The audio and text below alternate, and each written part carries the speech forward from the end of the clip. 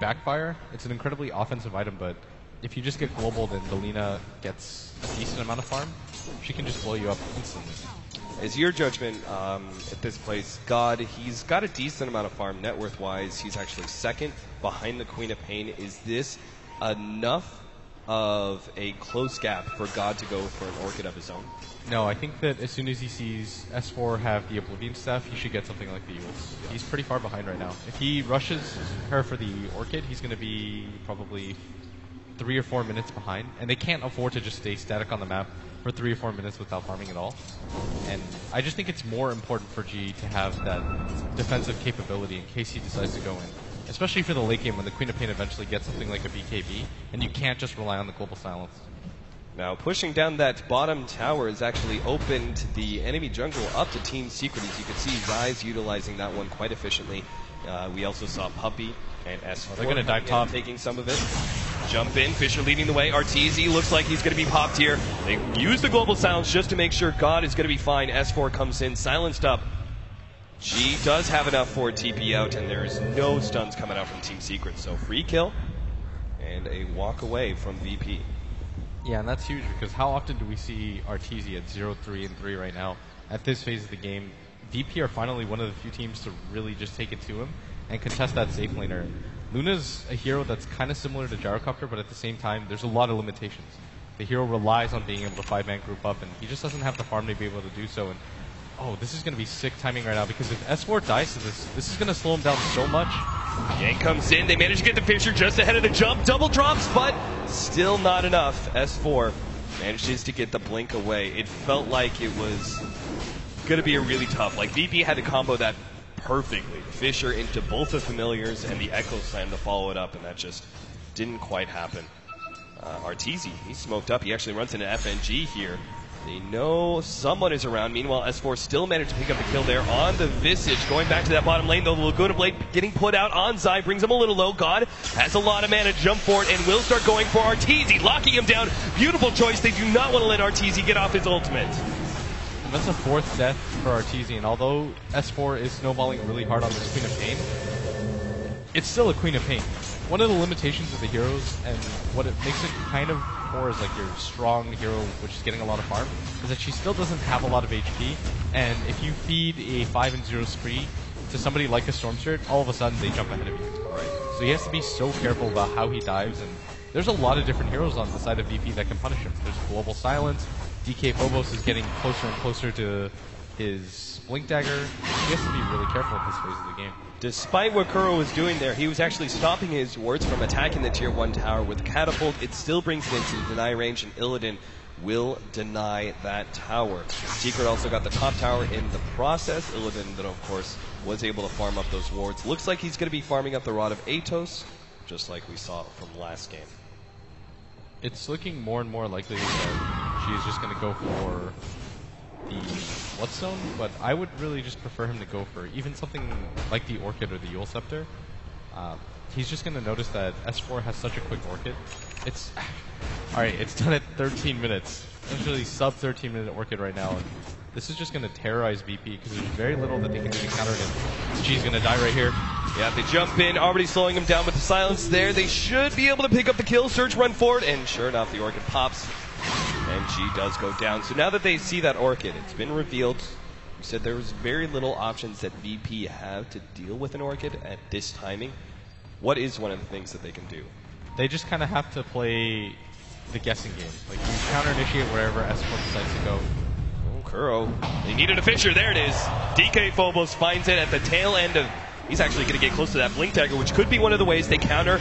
Oh, S4 is going to kill...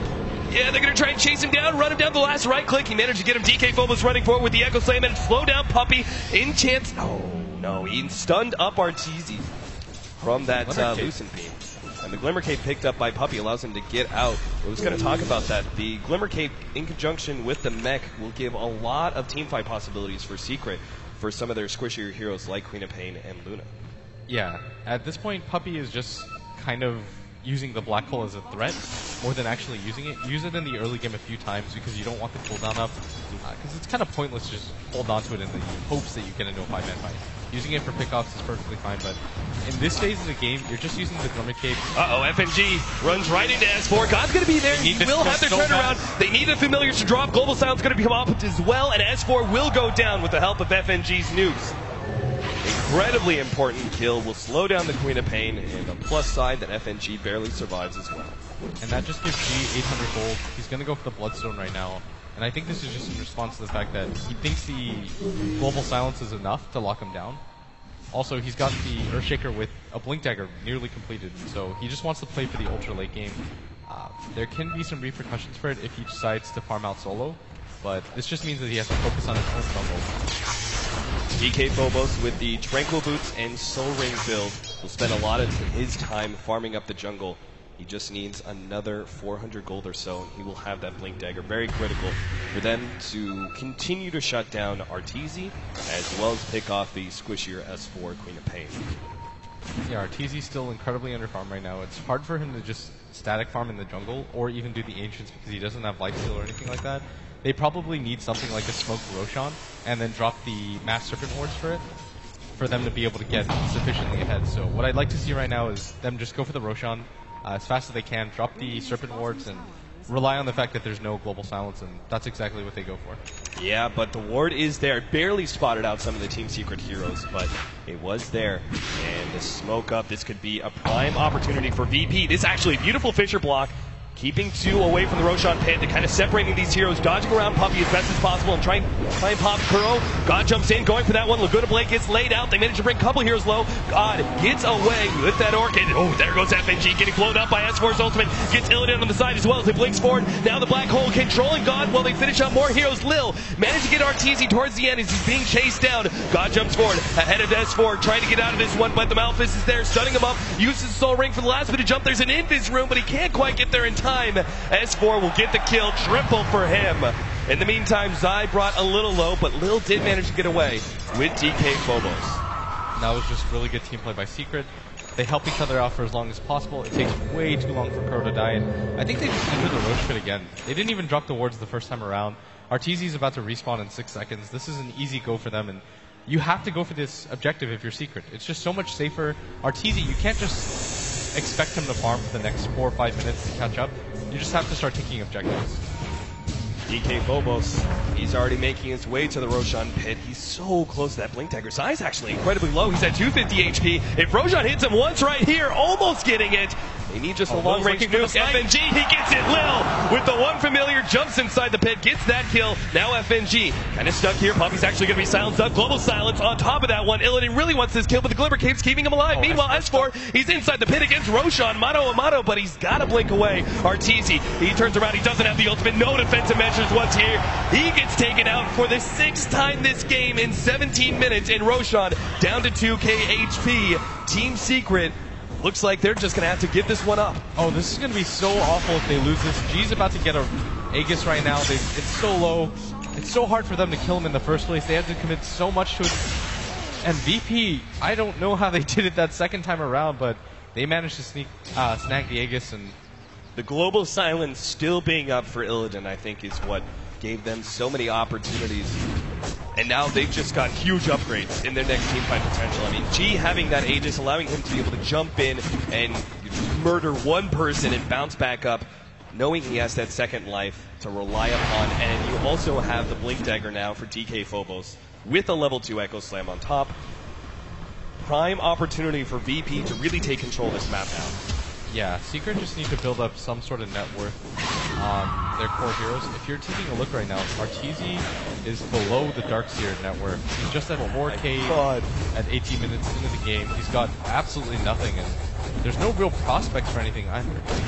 There's some Ancient stacks, but how in the world is he ever going to go for them at this point in the game? Yeah, and then we go back to the fact that Queen of Pain is still, as your mid, yes, you can be a dominant force in the mid game, but ultimately you cannot take that carry role simply because you're too squishy, right? Especially with all the great initiation and lockdown from VP. That Queen of Pain is not going to be a reliable one position, so they have to get Arteezy farmed somehow, but this is really the best time for VP to get aggressive and try and limit some some of the towers on this map. Grouping up right now in the middle lane, Solar Crest already for Lil on top of everything else. Talk about a little bit the choices now of Visages. You're seeing this a lot. Completing the Solar Crest instead of going for the earlier Aghanim set. It's just really reliable. It helps so much. The amount of armor that you can 10 armor, that's pretty ridiculous. It's like a double deso. And they're going to smoke for this. This is a really easy move by VP to make. G's got the Aegis. You want to start building up the Bloodstone charges while you can, and they know that Secret are... Find Puppey, leading in with the Blink Dagger. Glimmer Cape helping him out, but the dust is there, and Puppey will end up going down. Team Secret, no response from them. They just have to go for sacrificial plays, give up one hero, and try and split push as best as possible because VP are really in their prime right now. Yeah, there's almost no way that you want to engage VP in a straight up fight. G's got an Aegis, Illidan's got his global silence up at this point. Arteezy has nothing. You just have to wait for pickoffs, and it's really going to come down to what S4 can accomplish. He's been brilliant all game. Throughout this tournament, he's had his weak moments, but in this game especially, he's just been dominant. But it's going to be rough because even with the BKB, the global silence is a threat. They've already got 9 Bloodstone charges on the Storm Spirit. You can kind of assume that the Aegis is going to allow him to pick up another one sometime soon. Should they actually 5-man into tier 2 towers right now, or is that too risky? You can, but there's still a lot of potential for Secret to win the fight. You don't quite know what everybody from Secret has when it comes to items, so it's risky. Fisher slowing down Kuro's retreat there. We also have a very interesting item choice. Puppey went for the Glimmer Cape first. Still no BKB, still no Blink Dagger, nothing like the traditional items of an Enigma. He goes for the Vanguard instead, which I'm presuming, I mean, this is going to be built into a Crimson Guard, I guess. Yeah, it's really good against the Visage. There's not a whole lot of right-click physical damage from VP. I actually think it makes a lot of sense. Puppey's a 3-time TI finalist. Who might have questioned what he's going to go for in a situation like this? Because in my brain, it just makes perfect sense.